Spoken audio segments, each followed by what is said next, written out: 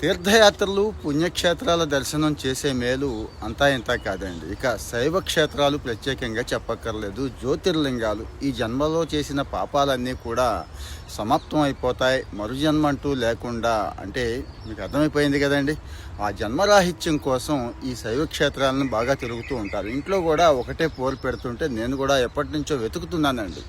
మంచి అవకాశం అయితే వచ్చేసింది.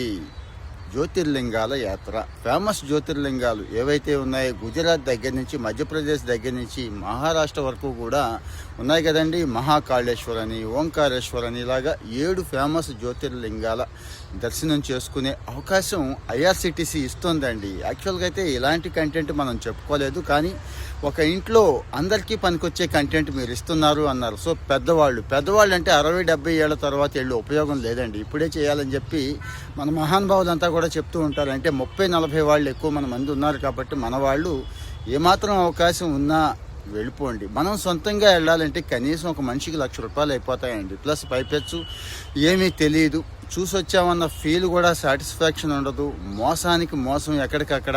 సో మరి ఐఆర్సిటీసీతో వెళ్తే ఐఆర్సిటీసీ వాళ్ళు ప్యాకేజ్ తీసుకొచ్చేసారండి. జస్ట్ 24,000 ఒక మనిషికి 12 రోజులండి. ఈ 7 జ్యోతిర్లింగాలు కూడా చక్కగా తిరిగేసి రావచ్చు. మళ్ళీ పైపెచ్చి ఎలాగో గుజరాత్ దాకా వెళుతున్నాం కాబట్టి ద్వారకా, బెట్, శ్రీకృష్ణుడి జన్మస్థాన ప్రదేశాలు ఉన్నాయి కదా, వాటిని కూడా చూపించేస్తామంటున్నారండి. మంచి ఫుడ్ ఉంటుంది, బడ్జెట్ హోటల్లో అకామిడేషన్ ఉంటుంది, టూరిస్ట్ గైడ్ ఉంటుంది. ముఖ్యంగా వెళ్ళాము, ఆ ప్రదేశాల గురించి పూర్తిగా తెలుసుకున్నామనే ఫీల్ ఉంటుందండి. ఎప్పుడైతే ఎలాంటి యాత్రలు చేశారో ఆ తర్వాత అదో గొప్ప మానసిక ఆనందం అండి. జీవితానికి సరిపడా మానసిక ఆనందం ఉంటుంది, మీరు గమనించే ఉంటారు. అయితే ఐఆర్సిటీసీతో వెళ్ళిన అనుభవం మీలో కొంతమందికి ఉంటుంది, ఇక్కడ పెట్టండి. అయితే వీళ్ళు ఇక్కడ కాదండి, రిషికేష్ నుంచి స్టార్ట్ చేస్తున్నారు. రిషికేష్ నుంచి స్టార్ట్ చేస్తున్నారంటే మనం రిషికేష్ వెళ్ళిపోయి ఆ దగ్గరలో ఉన్నాయన్నీ కూడా చక్కగా చూసుకొని ఆ టైంకి రెడీగా ఉంటే 12 రోజుల తర్వాత మళ్ళీ దింపేస్తారు అన్నట్టు.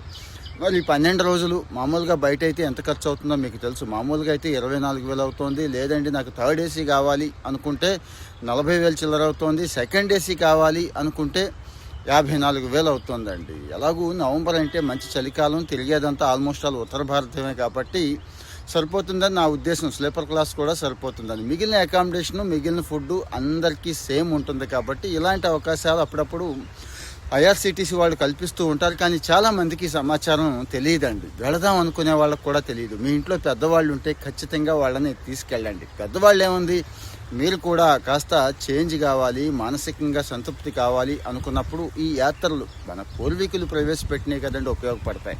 మిగిలిన వివరాలన్నీ ఇక్కడ ఇస్తున్నాను.